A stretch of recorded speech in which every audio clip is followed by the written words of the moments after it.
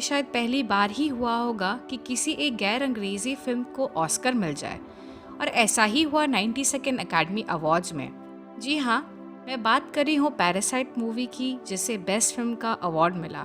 ये 2019 की Korean film थी, जिसकी IMDb रेटिंग है 8.6। इस मूवी को बॉन्ग जंग हो ने डायरेक्ट किया था और खुद लिखा भी था। मूवी को best picture, best director, best original screen play के साथ बेस्ट इंटरनेशनल फीचर फिल्म का अवार्ड भी मिला था।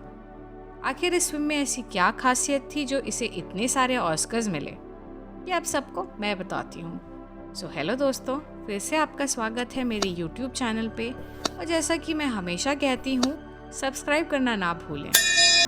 तो सबसे पहले बताती हूँ पैरासाइट का मतलब क्या होता है। इसका मतलब होता है दूसरे जीवों को आहार बनाकर जीवित रहना, चाहे वो कोई पौधा हो या जीव, जिसे हम होस्ट या पोषिता भी कहते हैं। इस कहानी की शुरुआत में ही हम मूवी के टाइटल का मतलब समझ जाते हैं, जब एक किम फैमिली हाफ बेसमेंट में रहती है और दूसरों के वाईफाई पर डिपेंडेंट रहती है। इस फैमिली में 4 लोग हैं, की टैग, उनकी पत्नी चुंगसुक, बेटा कीवू जिसे केविन भी कहते हैं, और बेटी की जोंग जिसे जेसिका भी कहते हैं। ये एक गरीब परिवार है जो बड़ी मुश्किल से गुजर कर पाते हैं, पर फिर भी खुश रहते हैं और लाइफ एंजॉय करते हैं। ये परिवार पिज़्ज़ा बॉक्सेस को फोल्ड करके थोड़ी बहुत कमाई कर लेते हैं, और ऐसा नहीं है कि इन लोगों के पास दिमाग नहीं है या टैलेंट नहीं है, बस कमी है तो अपॉर्चुनिटीज़ की, जिसकी वजह से इनके पास जॉब ही नहीं है, और यही इनकी गरीबी की वजह है। एक दिन कीवू का दोस्त मिन उसे मिलने आता है, जो शहर छोड़कर जा रहा है। वो कीवू को एक पत्थर देता है तोहफे के रूप में। इस तरह के पत्थरों को ईस्ट एशिया में काफ़ी लकी समझा जाता है। कीवू को ये पत्थर बेहद पसंद आता है और उसे लगता है कि इस पत्थर के घर में आने के बाद इन लोगों की किस्मत बदल जाएगी। मिन कीवू को बहुत अच्छा दोस्त मानता है और भरोसा भी करता है, इसलिए अपनी नौकरी उसे ऑफ़र करता है, जो कि एक अमीर घर की लड़की को इंग्लिश पढ़ाने का होता है। मिन कहता है डा है जिसे कीवू को पढ़ाना है वो उसे पसंद करता है और कुछ सालों बाद उसे प्रपोज भी करेगा जब वो यूनिवर्सिटी चली जाएगी, और कीवू की नौकरी के लिए रिकमेंडेशन भी देता है।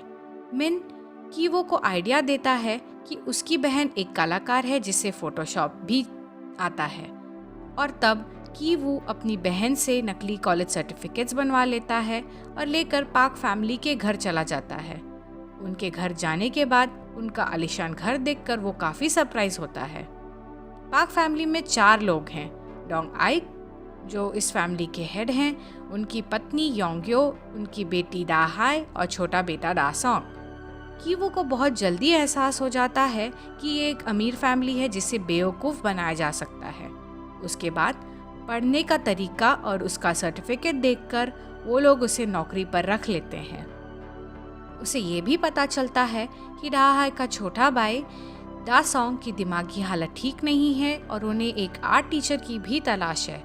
इसी बात का फ़ायदा उठाकर वो अपनी बहन की जोंग को अपना दोस्त बनाकर एक आर्ट थेरेपिस्ट के तौर पर इंट्रोड्यूस करता है जेसिका के नाम से। की जोंग पाक फैमिली से मिलने के बाद काफ़ी शो ऑफ करती है, जैसे कि उसे आर्ट का काफ़ी ज्ञान है, लेकिन ऐसा कुछ भी नहीं था। वो भी नकली सर्टिफिकेट्स लेकर आई थी। वो दासोंग की माँ योंग्यो को इम्प्रेस करने में कामयाब हो जाती है और कहती है उसे हफ्ते में कई बार आना होगा उनके बेटे को पढ़ाने और उसकी आर्ट थेरेपी के लिए, जिसके पैसे भी ज़्यादा लगेंगे, और वो मान भी जाते हैं। पाक फैमिली को अब लगता है उनको अच्छे ट्यूटर्स मिल चुके हैं जो अमेरिका से पढ़ के आए हैं, जबकि ये दोनों भाई बहन मिलकर ना सिर्फ पाक फैमिली को बेवकूफ़ बना रहे हैं, जबकि कीवू अपने दोस्त का भरोसा भी तोड़ रहा है।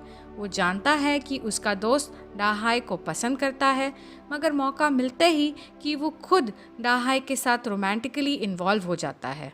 जब की जोंग अपने घर वापस लौट रही होती है, तब पार्क्स उसे ऑफ़र करते हैं घर तक ड्रॉप करने के लिए, क्योंकि देर हो चुकी थी। गाड़ी में ड्राइवर की जोंग से बात करने की कोशिश करता है, मगर की जोंग उल्टा उसे ही फंसा देती है। अपना अंडरगारमेंट गाड़ी में छोड़ देती है क्योंकि उसके दिमाग में कुछ प्लान चल रहा होता है। अगले दिन डोंग आइक को वही अंडरगारमेंट मिलती है और वो अपनी पत्नी से इस बारे में बात करते हैं। उनको लगता है ड्राइवर बहुत ही चीप किस्म का इंसान है और वो गलत काम करता है, इसलिए वो लोग उसे नौकरी से निकाल देते हैं। अब की जोंग की ये प्लानिंग थी कि वो अपने पिता की टैग को बतौर ड्राइवर इंट्रोड्यूस करेंगे, जबकि इनके पिता ने ड्राइवर के तौर पर कभी काम नहीं किया है। कि वो अपने पिता को गाड़ी के शोरूम में ले जाकर समझाते हैं कि अच्छी और महंगी गाड़ियां कैसे चलाई जाती है। देखते देखते की टैग भी पार्क फैमिली में काम करने लगते हैं बतौर ड्राइवर। अब दोनों भाई बहन उनकी माँ चुंग सुक को पार्क फैमिली की हाउसकीपर की जगह सेट करने का प्लान करते हैं। किम फैमिली को डाहाई की बातों से पता चल जाता है कि उनकी हाउसकीपर मूंग ग्वांग को पीछे से एलर्जी है, इसलिए इसी बात का वो फायदा उठाते हैं। की टैग योंग्यो के दिमाग में इस बात को डालते हैं कि उनकी हाउसकीपर को टीबी है और उसने उसको हॉस्पिटल में भी देखा है। अब किम फैमिली मिलकर इस बात के झूठे सबूत बनाने में लग जाती है। की टैग योंगो को बोलते हैं, आपके घर में बच्चे हैं, वो बीमार हो सकते हैं अगर टीबी का मरीज आपके घर पर रहा तो। योंग्यो इस बात को सुनकर डर जाती हैं और अपनी हाउसकीपर को नौकरी से निकाल देती हैं। की टैग बड़ी चालाकी से डोंग आइक को एक नकली कार्ड देते हैं हाउसकीपिंग कंपनी का कहकर। मिस्टर पार्क वो कार्ड अपनी पत्नी को देते हैं। अब योंग्यो इस कंपनी को असली समझकर फ़ोन करती हैं और एक हाउसकीपर को रख लेती हैं, जो हैं की वू और की जोंग की माँ चुंग सुक। अब पूरे फैमिली को पार्क्स के घर में नौकरी मिल गई है, गलत तरीके से ही सही, पर वो सब बहुत खुश हैं। एक दिन पार्क्स अपने छोटे बेटे का बर्थडे सेलिब्रेट करने के लिए कैंपिंग के लिए जाते हैं और तब किम फैमिली मौके का फ़ायदा उठाते हुए घर पर पार्टी करते हैं और उनकी चीज़ों का खुलकर इस्तेमाल करते हैं। उसी शाम जब किम फैमिली नशे में धुत रहती है, तब डोरबेल बजती है। वहाँ मूंग ग्वांग आ जाती हैं और उसे काफ़ी चोटें लगी होती हैं, जैसे किसी ने उसे मारा हो, और कहती हैं, मुझे घर में आने दो, मेरा कुछ सामान बेसमेंट में छूट गया है। और चंग सुक उसे घर में आने देती हैं। मूंग ग्वांग घर में आते ही सीधे किचन के रास्ते से होते हुए एक छुपा हुआ दरवाज़ा खोलती हैं। पता चलता है वहाँ एक बंकर है। उस बंकर में मूंग ग्वांग के पति तकरीबन 4 सालों से रह रहे हैं और इस बारे में पार्क फैमिली को कुछ भी पता नहीं था। मूंग ग्वांग ये बताती हैं कि बहुत सारे अमीर घरों में ऐसे सीक्रेट बंकर होते हैं, नॉर्थ कोरिया के अटैक से और कर्जदारों से बचने के लिए। एक दिन डोंग आइक ने गाड़ी में की टैग को कहा भी था कि मूंग ग्वांग 2 लोगों का खाना खा जाती हैं। दरअसल बात ये थी कि मूंग ग्वांग अपने पति के लिए खाना बचाकर बंकर में ले जाया करती थी। पता चलता है कि मूंग ग्वांग के पति ने काफ़ी ज़्यादा लोन ले रखा था और उसके पीछे गुंडे पड़े हुए हैं। अगर वो यहाँ से बाहर जाएगा तो वो गुंडे उसे मार भी देंगे। अपनी जान बचाने के लिए वो इस बंकर में छुपा हुआ है। एक्चुअली ये घर पहले एक बहुत बड़े आर्किटेक्ट का हुआ करता था। उस आर्किटेक्ट ने ये घर पार्क फैमिली को बेच दिया और वो कहीं और चले गए। लेकिन उस आर्किटेक्ट ने पार्क फैमिली को बंकर के बारे में कुछ नहीं बताया था। इसके बारे में सिर्फ मूंग ग्वांग जानती थी, क्योंकि वो उस आर्किटेक्ट की भी हाउसकीपर थी। फिर चंग सुक मूंग ग्वांग को कहती हैं, मैं पुलिस को फ़ोन कर दूंगी। और इससे पहले कि चंग सुक पुलिस को फ़ोन करती हैं, किम फैमिली जो छुपकर इनकी बातें सुन रही थी, सीढ़ियों से नीचे गिर जाती हैं क्योंकि कीवू का पैर फिसल जाता है। मूंग ग्वांग को पता चल जाता है कि ये सब एक ही फैमिली का हिस्सा है और वो इस मौके का फ़ायदा उठाकर तुरंत ही एक वीडियो बना लेती हैं और किम फैमिली को धमकी देती हैं कि ये वीडियो वो पार्क्स को भेज देंगी। तो दोस्तों, अब इस सिचुएशन में आपको क्या लगता है, दोनों फैमिलीज़ को सुलह कर लेनी चाहिए थी या अपना गुनाह कबूल कर लेना चाहिए था? लेकिन यहाँ पर ऐसा कुछ नहीं होता है, क्योंकि दोनों ही फैमिलीज़ अपने फ़ायदे के लिए पार्क फैमिली का इस्तेमाल कर रहे थे और धोखा भी दे रहे थे। और अब पासा मूंग ग्वांग की तरफ था। वो किम फैमिली को एक कोने में बैठा देती हैं और वीडियो बनाकर ब्लैकमेल भी करती हैं। उतने में ही किम फैमिली मूंग ग्वांग और उसके पति ग्वानसे पर हमला कर देते हैं और उन्हें पकड़ लेते हैं। तब अचानक घर का लैंडलाइन बजने लगता है। फ़ोन पे योंग्यो होती हैं, वो बताती हैं कि वो लोग कैंप नहीं जा पाए, तेज़ बारिश के कारण वहाँ बाढ़ आ गई थी और वो लोग 8 मिनट में घर पहुँच जाएंगे और एक डिश बनाने के लिए भी कहती हैं। अब किम फैमिली झटपट सब समेटने में लग जाती है क्योंकि घर में पार्टी का माहौल था। वो लोग मूंगवांग और उसके पति को बेसमेंट में लॉक कर देते हैं। उतने में ही पाक फैमिली घर वापस आ जाती है। मूंगवांग उस बेसमेंट से ऊपर आने की कोशिश करती हैं, लेकिन चुंगसुक उसे लात मारकर नीचे ढकेल देती हैं। सीढ़ियों से नीचे गिरकर मूंगवांग के सर पर दीवार लग जाती है और वो बेहोश हो जाती है। पाक फैमिली को कुछ भी एहसास नहीं होता है कि यहाँ पे कुछ अलग हो रहा था। योंग्यो जब डिनर कर रही थी तब वो चुंगसुक को अपने बेटे की कहानी बताती हैं। डासोंग के मन में एक डर बैठा हुआ है। बात ये थी कि जब डासोंग फर्स्ट ग्रेड में था, उसके बर्थडे के दिन आधी रात को उठकर वो किचन में केक खाने चला गया था।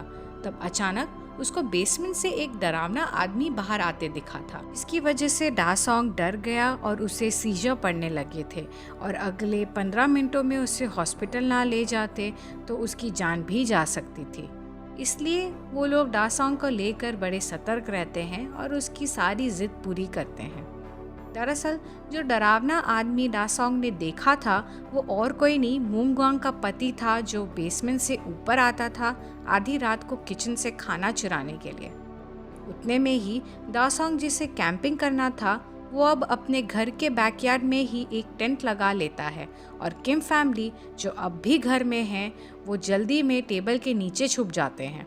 डासोंग पे ध्यान रखने के लिए डोंग आइक और उनकी पत्नी दोनों हॉल में ही सोते हैं। कुछ ही देर में डोंग आइक को एक अजीब सी बदबू आने लगती है और वो अपने पत्नी से कहते हैं कि यही बदबू उन्हें गाड़ी में आती है जब की टाइक ड्राइव करते हैं। ये सारी बातें की टाइक टेबल के नीचे से सुन लेते हैं और उन्हें काफ़ी बुरा लगता है। डोंग आइक और उनकी पत्नी जब पूरे नींद से सो रहे होते हैं तब किम फैमिली मौका देखकर वहाँ से निकल जाते हैं, चुंगसुक को छोड़कर, क्योंकि वो उनकी हाउसकीपर हैं। अभी भी तेज़ बारिश हो रही होती है और तीनों जब अपने घर पहुंचते हैं और देखते हैं कि बेसमेंट में उनका घर पूरा पानी में डूब चुका है, उनका सारा का सारा सामान भी बर्बाद हो चुका है। बात यह है कि जिस इलाके में ये लोग रहते हैं वो बहुत पुरानी है और वहाँ के बिल्डिंग्स और सीवेज सिस्टम भी बहुत पुराने हैं, इसलिए सभी के घरों में पानी भर गया था। किम फैमिली के साथ साथ उनके सारे पड़ोसी भी बेघर हो जाते हैं। रात गुजारने के लिए वो सभी एक हॉल में जाकर सो जाते हैं और वहीं दूसरी तरफ बेसमेंट में मूंगवांग के सर पर गहरी चोट लगने से उसे कंकशन होता है और धीरे धीरे उसकी जान निकल जाती है और उसका पति कुछ भी नहीं कर पाता है। अगले दिन पाक फैमिली डिसाइड करते हैं कि वो अपने बेटे का बर्थडे घर पर ही सेलिब्रेट करेंगे और एक बड़ी पार्टी देंगे। डासोंग के बर्थडे के वजह से ही उन सब ने कैंपिंग पे जाने का प्लान बनाया था, मगर वो ट्रिप कैंसिल हो गई थी, इसलिए वो ये पार्टी दे रहे हैं और अपने सारे हाई क्लास वाले फ्रेंड्स को पार्टी में बुला लेते हैं। पाक फैमिली एक एक करके किम फैमिली के मेंबर्स को फ़ोन करते हैं और बुला लेते हैं, मगर पार्टी में शामिल होने के लिए नहीं पर काम करने के लिए। कीवू, कीजोंग और की टाइक सब उनके घर पहुंच जाते हैं। वहीं हम देखते हैं एक तरफ पाक फैमिली है जो बहुत खुश है और दूसरी तरफ किम फैमिली जिनका घर अभी भी पानी में डूबा हुआ है। की टाइक योंग्यो के साथ जाते हैं मॉल में कुछ सामान लेने। जब वो गाड़ी से घर वापस लौट रहे होते हैं तब योंग्यो अपने दोस्त से बात करते समय कहती हैं, शुक्र है आज बारिश हुई, आसमान कितना साफ लग रहा है, पोल्यूशन भी कम है। जिस बारिश की वजह से योंग्यो इतनी खुश लग रही हैं, उसी बारिश ने किम फैमिली और उनके बाकी पड़ोसियों की ज़िंदगी तबाह कर दी। खैर थोड़ी ही देर में योंग्यो गाड़ी की खिड़की खोल देती हैं क्योंकि उसे भी की टैग के पास से बदबू आ रही है। पाक्स के घर अभी पार्टी की तैयारी चल रही है। अब घर में आने के बाद डोंगाई की टैग से कहते हैं कि हमें एक आदिवासी का रूप धारण करना होगा। वो अपने बेटे को सरप्राइज करना चाहते हैं क्योंकि डासोंग को तीर चलाना बहुत पसंद है। डासोंग को खुश करने के लिए वो एक छोटा सा नाटक रचते हैं जिसमें कीवू के हाथ में केक होगा और जब वो केक लेकर आगे बढ़ेगी तब वो लोग खेल खेल में उस पर अटैक करेंगे। कीटैग जाहिर सी बात है अब भी बहुत उदास हैं, डिप्रेस्ड हैं, पर फिर भी डोंग आइक की मदद करने की कोशिश करते हैं और कुछ सवाल पूछते हैं। डोंग आइक को साफ साफ दिख जाता है कि कीटैग इंटरेस्ट नहीं ले रहे हैं और बिना रीज़न जाने वो रूडली बात करते हुए कहते हैं, मैं तुम्हें एक्स्ट्रा पैसे दे रहा हूँ, इसलिए सिर्फ अपने काम से काम रखो, तुम हम पे कोई एहसान नहीं कर रहे हो। वहीं दूसरी तरफ कीवू ऊपर दाहाई के कमरे में है। वो नीचे पार्टी की तरफ देख रहा है और उसे लग रहा है कि ये लोग कितने खुश हैं, कितने अच्छे दिख रहे हैं अचानक प्लान का इनविटेशन मिलने के बाद भी। कीवू दाहाई को पसंद करता है और उसे लगता है दाहाई से शादी करना सिर्फ एक सपना है जो कभी पूरा नहीं हो सकता। वो दाहाई से पूछता भी है कि क्या तुम्हें लगता है मैं इस जगह के लायक हूँ, और वो कहती है हाँ, क्योंकि वो एक टीनेजर है, एक बच्ची है, इसलिए वो अपने सोसाइटी के फ़र्क को नहीं समझती अभी। खैर, कि वो के दिमाग में एक आइडिया आता है। वो अपने बैग से अपने दोस्त के दिए हुए पत्थर को निकाल कर बंकर की तरफ चला जाता है। पत्थर गलती से कीवू के हाथ से छूटकर सीढ़ियों से नीचे चला जाता है। जब वो नीचे उतरता है तब मूंगवांग को एक तरफ पड़े हुए दिखता है। तभी मूंगवांग का पति ग्वान से पीछे से कीवू पर अटैक करता है। कीवू भागने की कोशिश करता है, सीढ़ियों से चढ़कर ऊपर भी आ जाता है। तब ग्वान से कीवू के ही पत्थर से उसके सर पर वार कर देता है और कीवू के सर से खून आने लगता है। मूंगवांग के पति बहुत गुस्से में थे। मरते मरते मूंगवांग उसे कहकर गई थी, चुंगसुक का नाम याद रखना, उसी ने मुझे सीढ़ियों से धक्का दिया था। और अब वो किम फैमिली को ख़त्म करना चाहता है। किचन से एक चाकू लेकर वो बैकयार्ड की तरफ बढ़ता है। वहीं बैकयार्ड में पार्टी चल रही है। कीजुंग के हाथ में एक केक है। ग्वानसे की उस पर नज़र पड़ती है और वो उस पर चाकू चला देता है। वहीं ग्वानसे को देखकर डासोंग को फिर से सीजर अटैक आता है और वो ज़मीन पर गिर जाता है। फिर ये देखते ही कीजोंग की माँ ग्वानसे पर हमला कर देती है और उसे मार देती है। हर तरफ इतना खून खराबा हो रहा है।